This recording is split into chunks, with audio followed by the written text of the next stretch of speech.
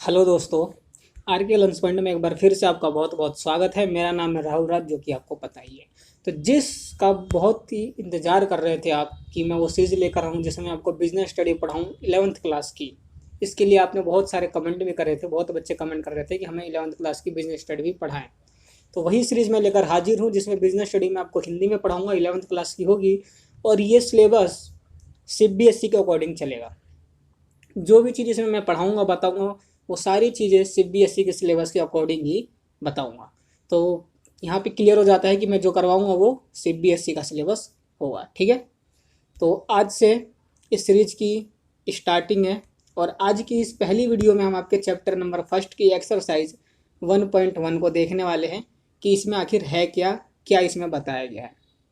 तो वीडियो को स्टार्ट करते हैं। और स्टार्ट करने से पहले अगर आपने अभी तक हमारे चैनल को सब्सक्राइब नहीं किया है तो सब्सक्राइब करके नोटिफिकेशन बेल को ऑल पर सेट कर लेना, ताकि ऐसी वीडियोस की नोटिफिकेशन से मिस ना रहना पड़े।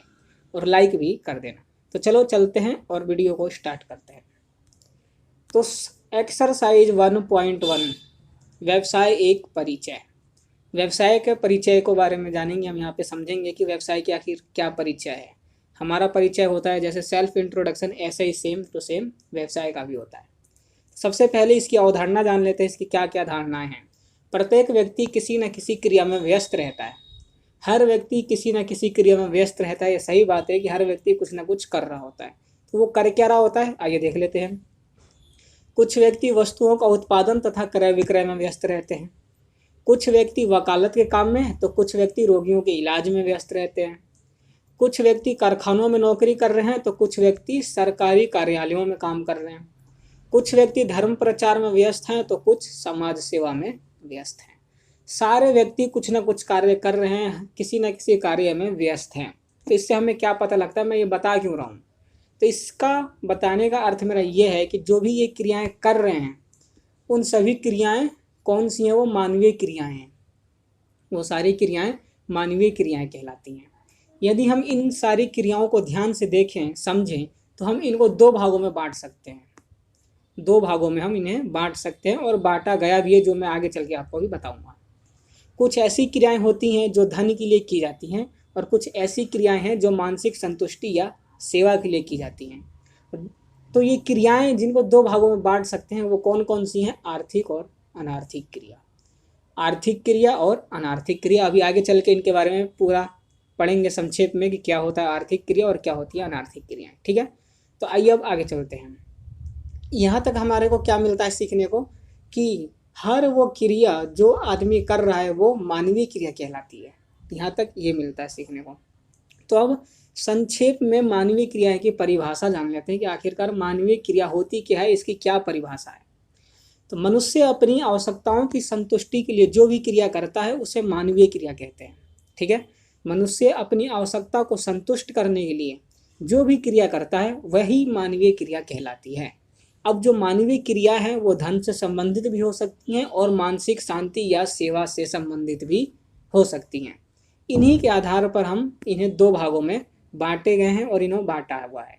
पहला है आर्थिक क्रिया और दूसरा है अनार्थिक क्रिया, जैसा कि मैंने ऊपर ही बता दिया। तो आइए अब आगे चलते हैं और जान लेते हैं कि आर्थिक और अनार्थिक क्रिया आखिर है क्या, क्या इनकी खास बातें हैं। सबसे पहले जानेंगे हम आर्थिक क्रियाएं क्या होती हैं। तो इसका अभिप्राय उस क्रिया से है जिसका उद्देश्य धन अर्जित करना होता है।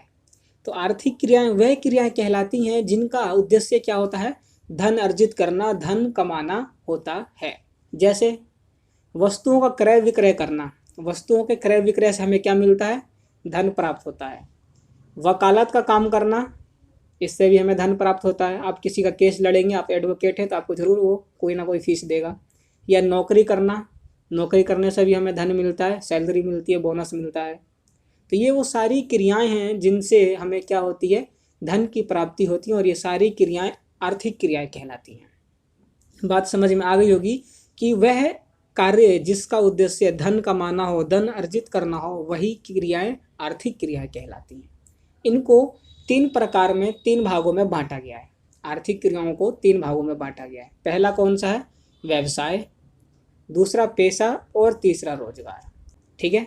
आगे चल के इन तीनों के ऊपर भी चर्चा करेंगे। फिलहाल जान लेते हैं कि अब अनार्थिक क्रियाएं क्या होती हैं। आर्थिक क्रिया तो हमने जान ली, अब अनार्थिक क्रिया। तो इसका अभिप्राय उस क्रिया से है जिसका उद्देश्य धन कमाना नहीं होता। आर्थिक क्रिया में उद्देश्य होता है धन कमाना और अनार्थिक क्रिया में उद्देश्य धन कमाना नहीं होता। तो फिर धर्म प्रचार करना होता है, देश सेवा करना होता है। कोई भी व्यक्ति ये समाज सेवा कर रहा है तो वो आर्थिक क्रिया नहीं है, वो अनार्थिक क्रिया है। ठीक है, कोई व्यक्ति है जो अपने धर्म को फैला रहा है, धर्म के बारे में बता रहा है, लोगों को समझा रहा है, जागरूक कर रहा है, तो वो आर्थिक क्रिया नहीं, वो अनार्थिक क्रिया में आएगी। ठीक है, बात यहाँ से समझ में आती है कि अनार्थिक क्रिया का उद्देश्य धन कमाना नहीं होता और आर्थिक क्रिया का उद्देश्य धन कमाना होता है। तो चलिए अब चलते हैं आर्थिक क्रिया के जो 3 प्रकार थे उनके ऊपर, और सबसे पहला जान लेते हैं कि आखिर व्यवसाय होता क्या है, क्या इसकी परिभाषा है।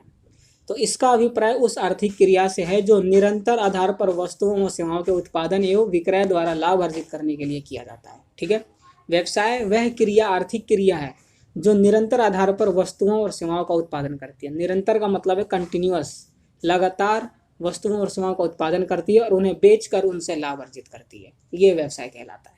ठीक है, अगर कोई भी कन्फ्यूजन हो, कुछ भी समझ में ना हो तो जरूर कमेंट करना, ताकि मुझे समझ में आए कि मैं जो बता रहा हूँ तुम्हें समझ में आ भी रहा है कि नहीं आ रहा। ठीक है, और समझ में आ रहा हो तो लाइक कर देना, जिससे मुझे पता चल सके कि हाँ समझ में आ रहा है। ठीक है, और कोई भी जानकारी चाहिए, इमीडिएटली कुछ भी आप मेरे से संपर्क करना चाहते हैं तो चैनल, मेरा टेलीग्राम चैनल का लिंक दिया हुआ डिस्क्रिप्शन में, वहाँ से जाकर आप टेलीग्राम को ज्वाइन करें, ग्रुप को ज्वाइन करें। वहाँ पर आपको एक ग्रुप दिखेगा, उसमें ज्वाइन कर लें ताकि आप बहुत सारे बच्चे हो जाए तो कोई भी कन्फ्यूजन हो सके तो आप आपस में इजीली डिस्कस कर सकें। ठीक है, बाकी का फिर मैं तो हूँ ही। तो चलिए अब आगे बढ़ते हैं और अगला देख लेते हैं व्यवसाय की विशेषताएं क्या क्या हैं, कौन कौन सी होती हैं। सबसे पहला आर्थिक क्रिया। पता ही आपको कि व्यवसाय क्या है, एक आर्थिक क्रिया। और आर्थिक क्रिया का मतलब क्या होता है वो मैंने ऊपर समझा दिया, एक बार फिर भी पढ़ देता हूँ कि क्या है। व्यवसाय के अंतर्गत केवल आर्थिक क्रियाओं को ही शामिल किया जाता है, अतः किसी क्रिया को व्यवसाय मानने के लिए उसका आर्थिक क्रिया होना आवश्यक है। जैसे एक दुकानदार द्वारा वस्तुओं का क्रय विक्रय। ठीक है, अगर किसी कार्य को आप व्यवसाय के अंदर लाना चाहते हैं, व्यवसाय उसको मानना चाहते हैं, तो उसके लिए क्या आवश्यक है, उसका आर्थिक क्रिया होना आवश्यक है। ठीक है, दूसरा है लाभ का उद्देश्य। किसी क्रय विक्रय के व्यवहार को व्यवसाय मानने के लिए यह आवश्यक है कि व्यवसायी का उद्देश्य लाभ कमाना होना चाहिए। अगर आप व्यवसाय करना चाहते हैं तो सबसे बड़ा उद्देश्य क्या है, पहला वह आर्थिक क्रिया होनी चाहिए, दूसरा लाभ कमाने का उद्देश्य होना चाहिए, तभी आप उसको व्यवसाय कह सकते हैं, अन्यथा वो व्यवसाय फिर नहीं होगा। ठीक है, अगला कौन सा है, अगला है वस्तुओं एवं सेवाओं का हस्तांतरण। व्यवसाय के लिए वस्तुओं और सेवाओं का हस्तांतरण आवश्यक है। अगर कोई व्यक्ति स्वयं के उपभोग के लिए किसी वस्तुओं या सेवाओं का क्रय करता है तो वह क्रिया व्यवसाय नहीं कहलाएगी। ठीक है, व्यवसाय के लिए वस्तुओं और सेवाओं का हस्तांतरण होना आवश्यक है। ठीक है, खरीदना बेचना ये चलता रहना चाहिए निरंतर। अगर कोई व्यक्ति खुद के उपभोग के लिए कोई वस्तु खरीदता है तो वह व्यवसाय नहीं है। ठीक है, क्योंकि अगर आपने कोई भी वस्तु उपभोग किया खुद के लिए तो उससे आपका कोई लाभ नहीं होगा, जबकि हमने पीछे पढ़ा कि व्यवसाय के लिए लाभ होना बहुत आवश्यक है, उद्देश्य क्या होना चाहिए, लाभ कमाना होना चाहिए।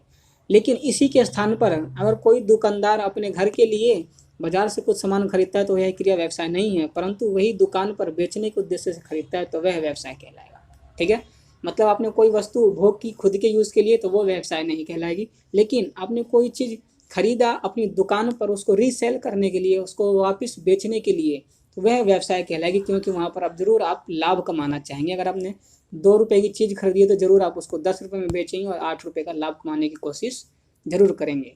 तो ऐसी क्रियाओं को हम क्या कहते हैं, व्यवसाय कहते हैं। अगला कौन सा है, व्यवहारों में निरंतरता। व्यवसाय उस आर्थिक क्रिया को कहते हैं जो निरंतर होती हो, अर्थात क्रय विक्रय बार बार होना चाहिए। यदि यह क्रिया बार बार ना होकर कभी कभी होती है तो यह व्यवसाय के अंतर्गत नहीं आती।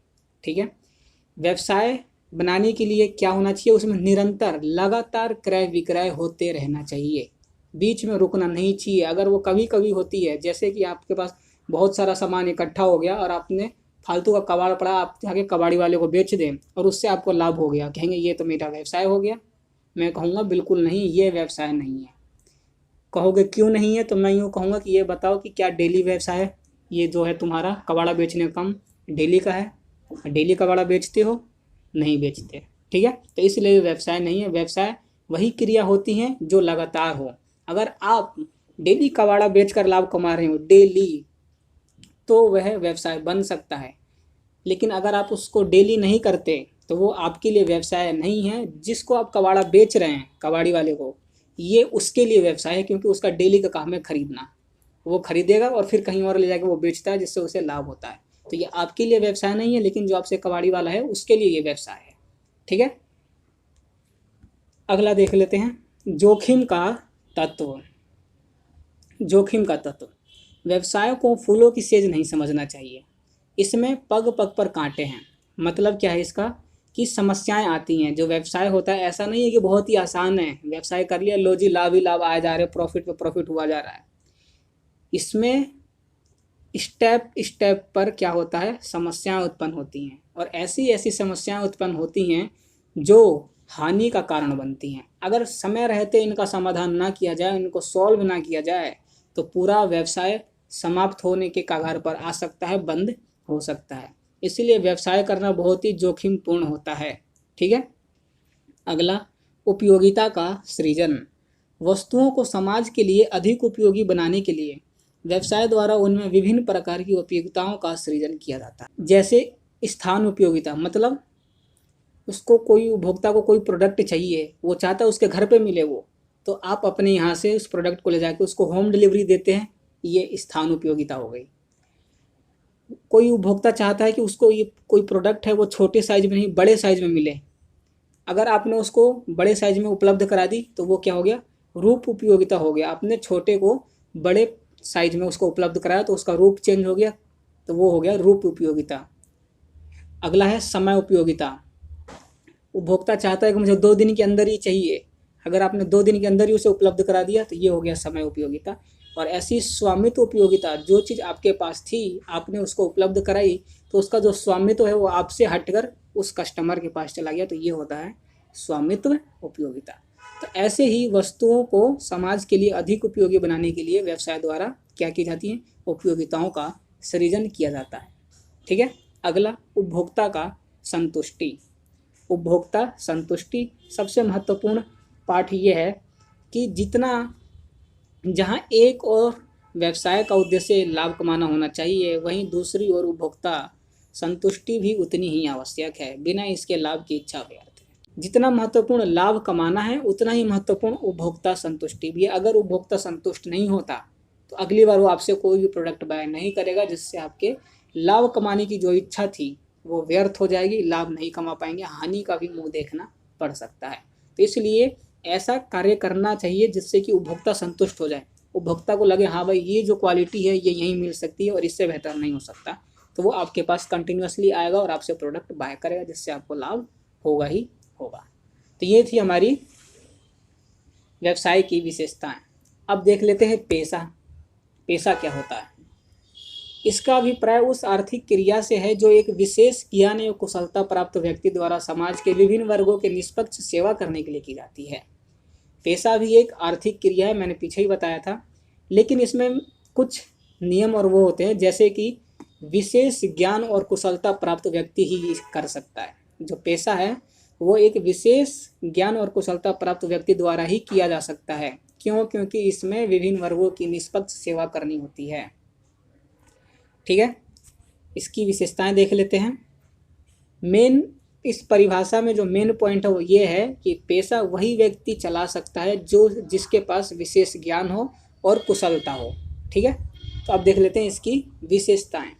विशिष्ट ज्ञान एवं तकनीकी कौशल। विशिष्ट ज्ञान एवं तकनीकी कौशल, पेशे की पहली विशेषता यह है कि एक पेशेवर व्यक्ति में विशिष्ट ज्ञान एवं तकनीकी चातुर्य होना चाहिए, अतः एक साधारण व्यक्ति पेशे को नहीं चला सकता। यही बात मैंने आपको ऊपर परिभाषा में बताई कि अगर आपको कोई पेशा चलाना है तो उसके लिए आपको विशिष्ट ज्ञान, स्पेशल ज्ञान होना चाहिए, स्पेशल नॉलेज होना चाहिए और तकनीकी कौशल भी होना चाहिए, तभी आप एक पेशेवर बन सकते हैं, एक पेशे को चला सकते हैं, अन्यथा आप नहीं चला सकते। अगला है प्रशिक्षण एवं अनुभव प्राप्त करने की औपचारिक व्यवस्था। पेशे का प्रशिक्षण एवं अनुभव प्राप्त करने के लिए औपचारिक व्यवस्था होनी चाहिए। अगर आप एक पेशेवर बनना चाहते हैं तो उसके लिए आपको ट्रेनिंग लेनी पड़ेगी, एक्सपीरियंस करना पड़ेगा, एक्सपीरियंस लेना पड़ेगा, प्रैक्टिस करनी पड़ेगी, जिससे आपको एक्सपीरियंस आएगी। ठीक है, तो उसके लिए औपचारिक व्यवस्था होनी चाहिए। बहुत सारी संस्थाएं जो प्रशिक्षण देती हैं और अनुभव भी करवाती हैं, ट्रायल करवा करवा के। आपने देखा होगा कि अगर आप डॉक्टर बनना चाहते हैं तो उसके लिए आपको बहुत प्रैक्टिस करना होता है, जिससे कि आपको अनुभव होता है, और उसके लिए आपको ट्रेनिंग भी लेनी पड़ती है। ठीक है, तो बहुत सारी संस्थाएं होती हैं जो ये काम करती हैं, इसके लिए औपचारिक व्यवस्था होना आवश्यक है।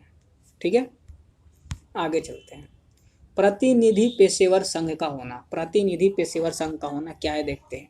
इसकी तीसरी विशेषता के रूप में किसी के लिए एक प्रतिनिधि संघ का होना आवश्यक है। ठीक है, इसका तीसरी विशेषता यह कहती है कि इसके लिए एक प्रतिनिधि संघ का होना बहुत ही आवश्यक है, जिसके निम्नलिखित मुख्य कार्य होते हैं। क्यों होना आवश्यक है? क्योंकि वो बहुत सारे कार्य करती है। और कौन कौन सी करती है? अपने सदस्यों के व्यवहार को नियंत्रित करती है। जो पेशेवर संघ होती हैं वो एक पेशेवर के व्यवहार को नियंत्रित करती हैं, पेशे की विभिन्न क्रियाओं का मार्गदर्शन करती है, आचार संहिता तैयार करती है। आचार संहिता तैयार करने का मतलब नियम कायदे कानून जो भी होते हैं उनके वो तैयार करती है। न्यूनतम योग्यता निर्धारित करती है कि अगर आपको एक पेशेवर बनना है, पेशा चलाना है, तो उसके लिए न्यूनतम योग्यता क्या होनी चाहिए। और प्रवेश को नियमित करती है, मतलब कि जो भी इसमें एंट्री लेना होता है, जो भी बंदा इसमें आता है पेशेवर बनना चाहता है, तो उसको क्या क्या चीज़ करनी होंगी, उसको कैसे आना होगा, वो सारी चीज़ें करती है, नियमित करती है, निर्धारित करती है। जैसे कि वकालत के पेशे के लिए बार काउंसिल ऑफ इंडिया क्या है? एक पेशेवर संघ है ये। बार काउंसिल ऑफ इंडिया वकालत के लिए है, एडवोकेट के लिए है। ऐसी ही चिकित्सा के लिए है मेडिकल काउंसिल ऑफ इंडिया। अगर आप एक डॉक्टर बनना चाहते हैं तो उसके लिए मेडिकल काउंसिल ऑफ इंडिया है, यहाँ पर जाकर ट्रेनिंग वगैरह भी दिए जाते हैं यहाँ पर और बताया जाता है। तो यहाँ पर इसका ये क्या है? एक पेशेवर संघ है। और अगला है लेखा शास्त्र यानी कि अकाउंटेंट, इनके लिए भी क्या है? इंस्टीट्यूट ऑफ चार्टर्ड अकाउंटेंट्स, ये भी एक पेशेवर संघ है जो क्या करती हैं? इन सब के लिए आचार संहिता निर्धारित करती हैं, बहुत सारी क्रियाएं करती हैं, जैसे कि इनका व्यवहार निर्धारित कर देती हैं, इनको मार्गदर्शन देती हैं, इनकी न्यूनतम योग्यता को निर्धारित करती हैं। ठीक है, इनके प्रवेश को नियमित करती हैं, बहुत सारी क्रियाएं होती हैं जो ये पेशेवर संघ करती हैं, निर्धारित कर। अगला है आचार संहिता। आचार संहिता का मतलब क्या होता है? ऊपर ही मैंने बताया कि आचार संहिता का मतलब पेशेवर व्यक्ति निर्धारित आचार संहिता का पालन करने के लिए बाध्य होता है। आचार संहिता के अंतर्गत पेशे से संबंधित नियम, ईमानदारी, सत्यनिष्ठा एवं नैतिकता आदि हैं। ठीक है, आचार संहिता का मतलब होता है जो भी कायदे कानून, नियम, ईमानदारी, सत्यनिष्ठा, नैतिकता, जो भी इनको पालन करना होता है, जो भी इनके रूल्स होते हैं उन सबको इनको फॉलो करना होता है, जो आचार संहिता के अंतर्गत आती हैं। और एक पेशेवर इनको फॉलो करने के लिए बाधित होता है, इनका कभी भी अनफॉलो इनको नहीं कर सकता। ठीक है, तो ये हमारी पेशे की विशेषताएं थी। लास्ट और है, इसे भी देख लेते हैं। आर्थिक स्वार्थ के स्थान पर सेवा भावना को प्राथमिकता। अन्य धंधों एवं व्यापार की भांति ही पेशा करना भी जीवित रहने के लिए धन अर्जित करने का एक साधन है, जिसमें विशेष ज्ञान के आधार पर उचित पारिश्रमिक लेकर समाज की सेवा की जाती है। यही कारण है कि पेशेवर लोगों को समाज में सम्मान प्राप्त होता है। ठीक है, यहाँ पर जैसे अन्य धंधे, व्यापार, व्यवसाय होते हैं, उनको भी जीवित रहने के लिए धन अर्जित करते हैं वो लोग भी, और ये पेशा भी एक तरीके से यही काम करता है। यहाँ पर भी धन अर्जित किया जाता है, लेकिन धन अर्जित तो किया जाता है, लेकिन यह विशेष ज्ञान के आधार पर। मतलब कि धन अर्जित करना मतलब ऐसे नहीं कुछ भी करके धन अर्जित कर लो। अगर आप पेशा कर रहे हैं तो आप में विशेष ज्ञान होना चाहिए, आपको उसी के आधार पर पारिश्रमिक मिलनी है। क्यों? क्योंकि आप समाज की सेवा करेंगे। ठीक है, इसी कारण से पेशेवरों की समाज में सम्मान होती है। आपने डॉक्टरों को देखा होगा, बहुत ऐसे डॉक्टर होते हैं जिनको बहुत ज़्यादा सम्मान दिया जाता है। क्यों दिया जाता है? इसी कारण से, विशेष ज्ञान के कारण से, और दूसरा वो समाज सेवा करते हैं और कोई भी ज़्यादा फीस वगैरह नहीं लेते, उनको जो फीस निर्धारित होती है वही लेते हैं। वो दूसरी बात है कि बहुत सारे वैसे डॉक्टर्स भी होते हैं जो भी धोखाधड़ी भी करते हैं, किडनी वगैरह निकालना ये सब चलता रहता है, लेकिन ये इनके रूल्स में नहीं है। ठीक है, तो यहाँ पर हमारी पेशे की विशेषताएं समाप्त होती है। मैं आशा करता हूँ कि आपने पेशे के बारे में समझ लिया होगा, कोई भी कन्फ्यूज़न नहीं रहेगा। अगर कोई कन्फ्यूज़न रह गया हो तो कमेंट कर देना, उसका आपको उत्तर देखने को मिल जाएगा। दोबारा से मैं समझाने की कोशिश करूँगा। ठीक है, तो आइए आगे बढ़ते हैं। रोजगार का अर्थ देख लेते हैं, आखिर रोजगार क्या होता है। इसका अभिप्राय उस आर्थिक क्रिया से है जिसके अंतर्गत लोग दूसरों के लिए काम करते हैं और फलस्वरूप पारिश्रमिक प्राप्त करते हैं। यह एक तरीके से समझौता होता है, ठीक है। जो रोजगार होता है इस यह भी एक आर्थिक क्रिया है, ठीक है। और लेकिन इसके अंतर्गत आप दूसरे व्यक्ति के लिए काम करते हैं और उसके फलस्वरूप आपको सैलरी वगैरह मिलती है। तो आइए देखते हैं कि रोजगार की क्या क्या विशेषताएं हैं। सबसे पहला है दूसरों के लिए सेवा। रोजगार की पहली विशेषता दूसरों के लिए सेवा करना है, मतलब कि आपको दूसरे के लिए काम करना होगा। व्यक्तिगत सेवा, कर्मचारी को सेवा स्वयं ही प्रदान करनी होती है, अर्थात वह अपने स्थान पर किसी अन्य व्यक्तियों से कार्य नहीं करवा सकता, ठीक है। समझौता, रोजगार एक विशेष समझौते के अधीन प्राप्त होता है। समझौते में नियुक्ति का आधार लिखा जाता है और पारिश्रमिक भी, मतलब जो समझौता होता है उसमें लिखा जाता है कि नियुक्ति जो हुई है उसकी किस आधार पर हुई है, ठीक है। और उसकी पारिश्रमिक भी उसमें दर्शाई जाती है, दिखाई जाती है। नौकर, कर्मचारी अपने स्वामी का नौकर होता है, ठीक है। पूंजी की आवश्यकता नहीं, रोजगार में पूंजी की आवश्यकता नहीं होती है, ठीक है। अगर आप कहीं पर कोई काम कर रहे हैं तो उसके लिए आपकी खुद की पूंजी होना आवश्यक नहीं है, वो पूंजी उस व्यक्ति की होती है जिसके यहाँ आप काम कर रहे होते हैं। जोखिम नहीं, रोजगार में सारा जोखिम स्वामी का होता है। अगर रोजगार में कोई भी हानि होती है तो वो स्वामी की होगी, जो भी उसका बॉस होगा उसको वो हानि होगी, आपको कोई हानि नहीं होगी, आपको सैलरी आपकी मिलती रहेगी। नियोक्ता की प्रकृति, नियोक्ता कोई भी हो सकता है, जैसे सरकार, सरकारी उपक्रम और निजी संस्थान। नियोक्ता कोई भी हो सकता है, नौकरी आपको कहीं भी मिलती है, जैसे सरकारी भी मिलती है, सरकारी उपक्रम में मिलती है या तो प्राइवेट में मिलती है, ठीक है। तो नियोक्ता कोई भी हो सकता है, ठीक है। तो ये है हमारी रोजगार की विशेषताएं। अब आगे बढ़ते हैं और देख लेते हैं व्यवसाय के उद्देश्य। अभी लास्ट में चल के मैं आपको रोजगार, पेशा और व्यवसाय में अंतर भी बताऊंगा, जो कि मोस्ट इम्पॉर्टेंट है, उसको ज़रूर पढ़ना, उसको लिख लेना। पेपर में 100% पूछा जाता है रोजगार, व्यवसाय और पेशे में अंतर क्या होता है। तो आइए फिलहाल व्यवसाय के उद्देश्य देख लेते हैं। व्यवसाय के उद्देश्य भी दो तरीके के होते हैं, आर्थिक उद्देश्य और सामाजिक उद्देश्य। तो सबसे पहले आर्थिक उद्देश्य देख लेते हैं क्या होता है। तो आर्थिक उद्देश्य में सबसे पहला आता है आपका लाभ अर्जित करना, ठीक है। आर्थिक उद्देश्य का मतलब वही लाभ कमाना, ठीक है। तो सबसे पहला है लाभ अर्जित करना। प्रत्येक व्यवसाय उपक्रम की स्थापना का उद्देश्य लाभ कमाना होता है। जो भी व्यवसाय स्थापित होती है उसका उद्देश्य लाभ कमाना ही होता है। लाभ कमाने के संबंध में दो अवधारणाएं हैं, पहला अधिकतम लाभ और दूसरा पर्याप्त लाभ। यहाँ पर पर्याप्त लाभ किसी भी व्यवसाय के लिए अधिक उचित होता है। अब लाभ कमाना तो उद्देश्य है ही, इसमें भी दो अवधारणाएं हैं इसकी, पहला है अधिकतम लाभ कमाना और दूसरा पर्याप्त लाभ कमाना।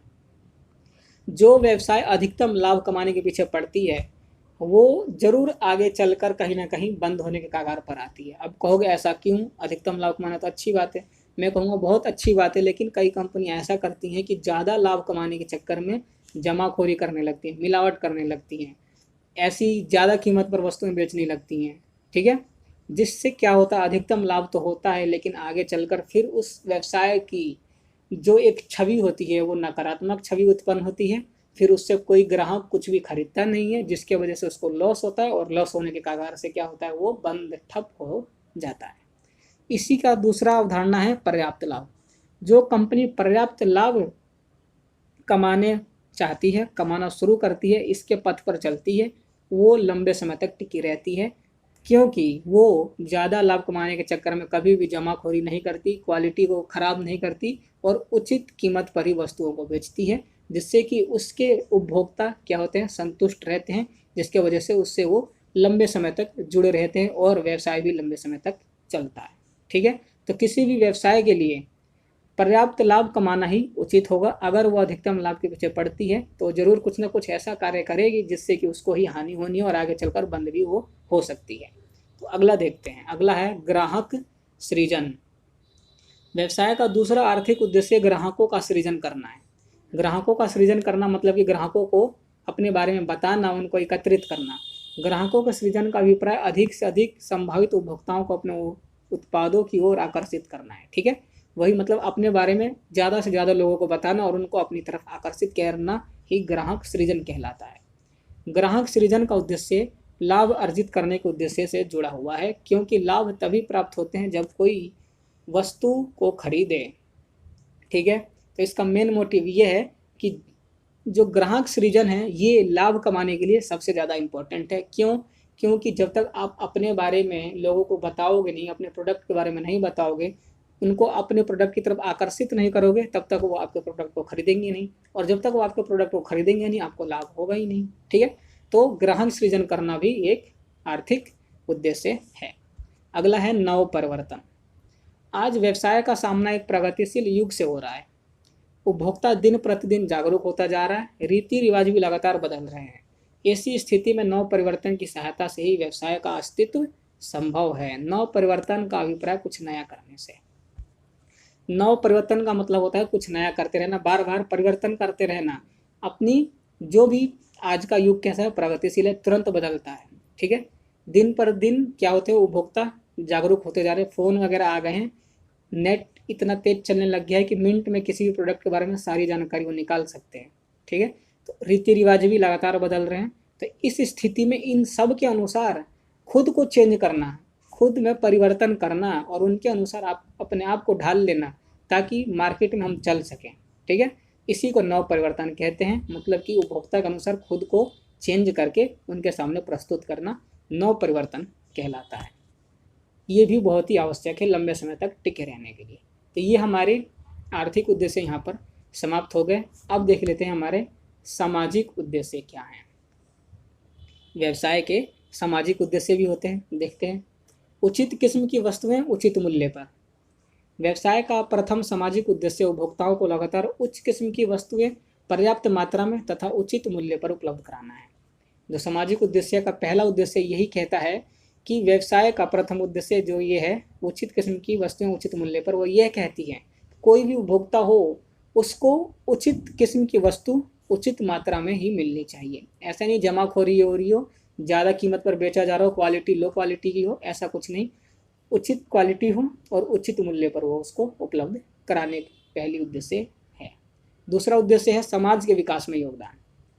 व्यवसाय जिस समाज में जन्म लेता है और फलता फूलता है, उसके विकास में उसे निश्चित रूप से कुछ योगदान देना चाहिए, जिससे समाज का विकास हो सके। ठीक है, अगर कोई व्यवसाय जन्म ले रहा है, फल फूल रहा है, तो वो जिस समाज में है, जिस समाज में जन्म ले रहा है, फल फूल रहा है, उसका ये उद्देश्य बनता है कि वो उस समाज के प्रति कुछ करे, जिससे कि उस समाज का विकास हो सके। ठीक है, इसके लिए बहुत सारी कंपनी भी है जो बहुत सारी चीज़ें करती हैं।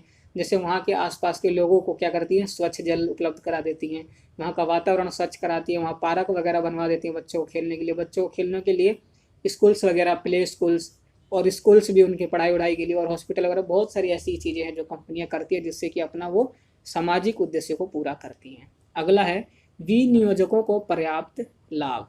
विनियोजक कौन होते हैं? शेयर होल्डर्स को विनियोजक कहते हैं, जो इन्वेस्टमेंट करते हैं, कंपनी के जो प्रतिभूति खरीदते हैं। ठीक है, आज व्यवसाय का इतना स्तर बड़ा हो गया है कि उस पर एक या कुछ व्यक्तियों का स्वामित्व ना होकर हजारों व्यक्तियों का स्वामित्व हो गया है। व्यवसाय का उद्देश्य इनको पर्याप्त लाभ देने का होना चाहिए। मतलब कि पहले क्या होता था कि छोटा छोटा व्यवसाय एक व्यक्ति उसको चला लेता था, लेकिन आज के व्यवसाय इतने बड़े हो गए हैं कि उनका स्वामित्व कोई एक व्यक्ति या कुछ व्यक्ति नहीं रह गए, उनके स्वामित्व हजारों व्यक्ति हो गए हैं। कैसे कहोगे, 1000 व्यक्ति किसी एक कंपनी का मालिक कैसे हो सकते हैं? तो मैं बताऊं, जो कंपनियां होती हैं वो अपने कंपनियों की शेयर्स को बेचती हैं, शेयर्स बेचती हैं, तो उस शेयर को खरीदने वाला उस कंपनी का भी मालिक बन सकता है, बनता है, या कह सकते हैं उसका अधिकार उस कंपनी के ऊपर हो जाता है। तो उस अब जो कंपनी को लाभ हो रहा है उसमें उस शेयर होल्डर का भी, जिसने उसका शेयर खरीद रखा, उसका भी उतना ही लाभ है, लाभ का वो है अधिकार जितना कि अन्यों का है। ठीक है, तो विनियोजकों को पर्याप्त लाभ, मतलब कि जिसने आपकी कंपनी के शेयर्स खरीदे हैं उनको भी एक पर्याप्त लाभ देना चाहिए, तभी वो आगे चल के आपकी कंपनी के शेयर्स को दोबारा से खरीदेंगे और आपसे लंबे समय तक जुड़े रहेंगे। वरना अगर वो आपकी कंपनी के शेयर्स को नहीं खरीदेंगे तो आपके पास पैसा नहीं आएगा, पैसा नहीं आएगा तो आप कार्य नहीं कर पाएंगे, जिससे आपका व्यवसाय नहीं चलेगा, ठप हो जाएगा, बंद होने के कगार पर आ जाएगा। इसलिए उन्हें भी एक उचित लाभ देना चाहिए। और लास्ट है रोजगार उपलब्ध कराना। आज बेरोजगारी समाज की सबसे बड़ी समस्या है। व्यवसाय का उद्देश्य इस समस्या को दूर करने का होना चाहिए। सब बेरोजगार पड़े हैं, अच्छे अच्छे पढ़े लिखे लोग भी बेरोजगार घूमते रहते हैं इधर उधर। तो ये एक सामाजिक उद्देश्य है कि हर कंपनी रोजगार उपलब्ध कराए और समाज की समस्या को दूर करे। ठीक है, अब लास्ट आ जाती है कि व्यवसाय में लाभ की भूमिका क्या क्या है। अगर कोई व्यवसाय चल रही है तो उसमें लाभ किस तरीके से अपना रोल अदा करती है उसमें। तो आइए देख लेते हैं। सबसे पहला है लंबे समय तक जीवित रहने के लिए लाभ बहुत आवश्यक हैं। अगर कोई व्यवसाय चाहता है कि लंबे समय तक जीवित रहें तो उसके लिए उसे लाभ प्राप्त करना बहुत उचित है। जिस तरीके से एक व्यक्ति को जीवित रहने के लिए भोजन की आवश्यकता होती है, ठीक उसी प्रकार एक व्यवसाय को जीवित रहने के लिए लाभ की आवश्यकता होती है, क्योंकि लाभ से ही सारे काम होते हैं। लाभ से पैसा आएगा तो अन्य कार्य आगे बढ़ते हैं। अगला है अति शीघ्र विकास के लिए। अगर आप अति शीघ्र विकास करना चाहते हैं अपने व्यवसाय का तो उसके लिए भी लाभ का होना बहुत आवश्यक है। विकास करना किसे कहते हैं? जैसे कि अभी आप एक प्रोडक्ट का उत्पादन कर रहे हैं तो आगे चल के 2 प्रोडक्ट का उत्पादन करेंगे तो ये यहाँ पर विकास हो गया। पहले एक था, अब 2 हो गए, तो ये विकास हो गया। इसके लिए भी लाभ का उचित लाभ आपके पास रहना चाहिए, ताकि तभी तो आप आगे बढ़ पाएंगे। क्योंकि अगर एक प्रोडक्ट में आप पहले से लगे पड़े हैं, अगर दूसरे प्रोडक्ट पे जाएंगे तो जितना कार्य आप पहले कर रहे हैं उसका डबल कार्य आपको पहले करना पड़ेगा। कर्मचारी भी ज़्यादा लगेंगे, कच्चे माल होते हैं जो वो भी ज़्यादा लगेंगे, मशीनरी वगैरह सब बढ़ेंगी तो उनके ऊपर खर्चा बढ़ेगा। तो उसके लिए लाभ होना अति आवश्यक है, तभी आप शीघ्र विकास कर पाएंगे। कुशलता वृद्धि के लिए, जो कुशलता वृद्धि है, एफिशिएंसी को इंक्रीज करने के लिए भी लाभ का होना बहुत ही आवश्यक है। अब किसी भी व्यवसाय की एफिशिएंसी कैसे बढ़ती है? 2 तरीके से बढ़ती हैं। 2 इसके स्रोत है बढ़ाने के। पहला खुद का बॉस और दूसरे कर्मचारी। बॉस इसीलिए व्यवसाय चलाता है ताकि उसको अच्छा खासा लाभ होगा, और कर्मचारी इसीलिए काम करते हैं कि उनको अच्छा खासा सैलरी, बोनस जो भी है वो सब उनको मिलना चाहिए। तो उचित लाभ होगा तभी बॉस को भी पैसा मिलेगा, लाभ होगा उसका, और उचित अगर लाभ होगा, प्राप्त लाभ होगा, तभी कर्मचारियों को भी अच्छी खासी सैलरी दे पाएगा, बोनस दे पाएगा, जिसके वजह से कर्मचारी और बॉस दोनों अपने पूरे अच्छे से अच्छे काम को करने की कोशिश करेंगे और जल्दी से जल्दी काम को करने की कोशिश करेंगे, जिससे क्या होगा, कुशलता में वृद्धि होगी, एफिशिएंसी इंक्रीज होगी व्यवसाय की। ठीक है। अगला है प्रतिष्ठा व पहचान बनाने के लिए। प्रतिष्ठा व पहचान बनाने के लिए भी लाभ का होना बहुत ही आवश्यक है। हर व्यवसाय यह चाहता है कि उसकी कंपनी का, उसके व्यवसाय की प्रतिष्ठा बढ़े और एक अलग ही पहचान हो। तो इसके लिए व्यवसाय में लाभ का होना बहुत ही आवश्यक है, जिसके लिए बहुत सारी चीज़ें करती हैं वो, जैसे कि ग्राहकों को कम कीमत पर अच्छी किस्म की वस्तुएं उपलब्ध कराती हैं। ठीक है। कर्मचारियों को पर्याप्त पारिश्रमिक देती हैं, जो अंशधारी हैं उनको पर्याप्त लाभांश देती हैं, जिससे कि ये सभी क्या रहें, इनकी कंपनी से खुश रहें। इससे क्या होगा कि अगर आपने किसी कर्मचारी को अच्छी खासी सैलरी दी है और सारी सुविधाएं दी हैं, तो अगर वो बाहर जाता है किसी दूसरे के पास तो वो कहेगा नहीं भाई, ये कंपनी हो, जेन्युइन कंपनी है, अच्छी खासी सैलरी देती है, सारी सुविधाएं देती हैं। तो इससे क्या होगा, आपकी कंपनी की पहचान बढ़ेगी और प्रतिष्ठा भी बढ़ेगी। ठीक है। अगला है लास्ट, अधिक लाभ अर्जित करने के लिए। अगर आप अधिक लाभ करना चाहते हैं तो उसके लिए भी पहले आपके पास लाभ होना चाहिए। अगर आप अधिक पैसा कमाना चाहते हैं तो उसके लिए भी आपको पहले पैसा लगाना पड़ता है। ठीक उसी प्रकार अगर आप ज़्यादा लाभ कमाना चाहते हैं तो उसके लिए आपके पास पहले पर्याप्त लाभ होना चाहिए, जिससे कि आप अपने व्यवसाय का विकास करेंगे। अगर आप अपने व्यवसाय का विकास कर पाते हैं तो सीधी सी बात है, अगर आपके व्यवसाय का विकास हो गया तो अधिक लाभ भी जरूर अर्जित करेंगे। तो ये है हमारी व्यवसाय में लाभ की भूमिका, जो कि बहुत ही महत्वपूर्ण है। तो आइए यहाँ पर ये आपका एक्सरसाइज 1.1 समाप्त होता है। लास्ट और देख लेते हैं, व्यवसाय, पेशा और रोजगार में अंतर, जो कि मोस्ट इम्पॉर्टेंट है इस चैप्टर का। मोस्ट इम्पॉर्टेंट, पेपर में जरूर पूछा जाता है। ठीक है। या तो व्यवसाय पेशा का पूछ लेगा, या पेशा रोजगार का, या तो रोजगार और पेशा का, या व्यवसाय रोजगार का। मतलब इन तीनों में से जरूर किसी ना किसी 2 में अंतर वो पूछता है।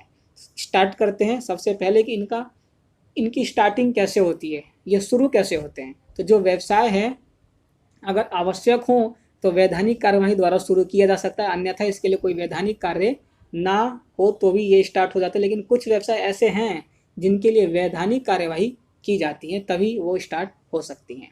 पेशा, संबंधित अधिकारी से प्रमाण पत्र लेकर शुरू किया जा सकता है। अगर आप पेशा करना चाहते हैं, एडवोकेट बनना चाहते हैं या डॉक्टर बनना चाहते हैं, तो उसके लिए उससे संबंधित जो भी अधिकारी है वहाँ से प्रमाण पत्र लेकर आप उसे स्टार्ट कर सकते हैं। रोजगार में नियुक्ति पत्र से, ज्वाइनिंग लेटर से आप इसको स्टार्ट कर सकते हैं। कार्य की प्रकृति कैसी होती है, तो व्यवसाय की प्रकृति उत्पादन तथा क्रय विक्रय की होती है। वस्तुओं और सेवाओं का उत्पादन करना और क्रय विक्रय करना ही व्यवसाय की प्रकृति होती है।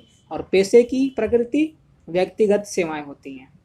जो एक पेशेवर होता है व्यक्तिगत सेवाएं देता है। अगर आप किसी डॉक्टर के पास जा रहे हैं या डॉक्टर आपके पास आ रहा है तो वो उस टाइम वो आपको अपनी सेवा दे रहा है और व्यक्तिगत दे रहा है। ठीक है। रोजगार में समझौते के अनुसार कार्य करना होता है। ठीक है। विनियोग क्या होता है? व्यवसाय में आवश्यकता होती है विनियोग की, इन्वेस्टमेंट की। विनियोग का मतलब होता है इन्वेस्टमेंट। इन्वेस्टमेंट की आवश्यकता होती है व्यवसाय में, और बहुत ज़्यादा इन्वेस्टमेंट करनी पड़ती है व्यवसाय के लिए, क्योंकि उसमें मशीनरी, फर्नीचर वगैरह बहुत सारी चीज़ें, लैंड वैंड सब कुछ देखना पड़ता है। और पेशे में इसमें भी आवश्यकता होती है, लेकिन व्यवसाय से कम यहाँ पर इन्वेस्टमेंट की आवश्यकता होती है। ठीक है। और रोजगार में इन्वेस्टमेंट की आवश्यकता होती ही नहीं है, क्योंकि आप किसी और के यहाँ काम करते हैं। देखते हैं जोखिम कितना है। तो जो व्यवसाय है इसमें जोखिम बहुत ज़्यादा है। जैसा कि मैंने पीछे बताया था कि यहाँ पर हर पग हर स्टेप पर आपको यहाँ पर क्या होती है, कठिनाइयों का सामना करना पड़ता है। अगर आपने सामना कर लिया, उसको संभाल लिया, सॉल्व कर लिया, तो आप सफल हो सकते हैं, वरन्यथा आपको हानि हो सकती है। तो यह अधिक जोखिम होता है। जो व्यवसाय होता है वो अधिक जोखिम होता है। और जो पेशा होता है इसमें भी जोखिम होता है, लेकिन कम जोखिम होता है। और रोजगार में तो कोई भी जोखिम होता ही नहीं है। औपचारिक योग्यताएं क्या होनी चाहिए? तो व्यवसाय की जरूरी नहीं है कि औपचारिक योग्यता हो। ठीक है। लेकिन पेशे के लिए एक बहुत ही जरूरी है ये औपचारिक योग्यताएं होना बहुत ही जरूरी है, जो कि आचार संहिता में निर्धारित किया जाता है। जो मैंने पढ़ाया पीछे, पेशे में आचार संहिता का होना आवश्यक है। उसी में से ये सारी चीज़ें निर्धारित की जाती हैं कि न्यूनतम योग्यता कितनी होनी चाहिए। ठीक उसी प्रकार रोजगार के लिए भी जरूरी है, लेकिन सभी रोजगारों के लिए जरूरी नहीं है। कुछ रोजगार ऐसे भी होते हैं जिनके लिए आचार संहिता की औपचारिक योग्यताएं की आवश्यकता नहीं होती। ठीक है। इनके उद्देश्य क्या होते हैं? तो व्यवसाय का लाभ कमाना होता है, आपको पता है। पेशे में सेवा द्वारा आय, सेवा करो और पारिश्रमिक लो। और नौकरी में, रोजगार में वेतन और मजदूरी मिलती है। हित का हस्तांतरण कर सकते हैं या नहीं कर सकते? तो व्यवसाय में कर सकते हैं, हित का अपना हस्तांतरण कर सकते हैं, लेकिन पेशा में नहीं कर सकते और रोजगार में भी नहीं कर सकते। ठीक है। कुशलता की परख कैसे होती है? लाभ द्वारा होती है। व्यवसाय में लाभ द्वारा होती है कि पता लगता है लाभ से ही। अगर ज़्यादा लाभ हुआ तो हाँ अच्छी बात है, कुशलता बढ़ रही है। अगर हानि हो रही है तो कुशलता नहीं हो रही। ठीक है। इसी प्रकार सेवा की क्वालिटी से पेशा के अंदर हम कुशलता की परख करते हैं। और रोजगार में समर्पण भावना द्वारा, अगर कोई कर्मचारी पूरी समर्पण से अपना कार्य कर रहा है, अच्छे से कर रहा है, इससे उसकी कुशलता का परख होता है। आचार संहिता कैसी होती है देख लेते हैं। व्यवसाय में नहीं होती, व्यवसाय में कोई भी आचार संहिता नहीं होती, पेशे में होती है। पेशे में आचार संहिता होती है, जिसके अंतर्गत इसको बहुत सारी कायदे कानून रूल्स फॉलो करने पड़ते हैं। ये इसको फॉलो करने के लिए बाध्य होता है, जैसा मैंने पीछे बताया।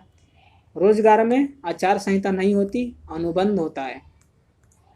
ठीक है। रोजगार में अनुबंध होता है, इसको इसी के अनुसार चलना होता है। तो ये हो गया हमारा व्यवसाय, पेशा और रोजगार में अंतर। स्क्रीनशॉट लेना हो ले लो, जो करना वो कर लो। इसे याद लेकिन कर लेना, पेपर में 100% पूछा जाना ही है। तो आज की वीडियो में बस इतना ही। मैं आशा करता हूँ कि जो चीज़ें मैंने बताई, व्यवसाय एक परिचय, आपका जो एक्सरसाइज 1.1 है वो यहाँ पर समाप्त होता है। अगर कोई भी कन्फ्यूजन रह गया हो तो कमेंट कर देना, उसका आपको तुरंत रिप्लाई देखने को मिल जाएगा। अगर फिर भी कोई कन्फ्यूजन रह गया हो तो हमारे टेलीग्राम चैनल को ज्वाइन कर लेना, जिसका लिंक मैंने ग्रुप में दिया हुआ है। वहाँ पर आप अपनी तुरंत ही इमीडिएटली क्वेश्चंस के आंसर मिल जाएंगे वहाँ पर आपको। ठीक है। तो टेलीग्राम चैनल भी ज्वाइन कर लेना। तो आज की वीडियो में बस इतना ही। बहुत जल्द मैं आपकी एक्सरसाइज 1.2 के साथ हाजिर होऊंगा। तब तक हमारे चैनल को सब्सक्राइब नहीं किया तो कर लो, और बेल को ज़रूर ऑल पर सेट कर लेना, ताकि नोटिफिकेशन से मिस ना रह जाओ।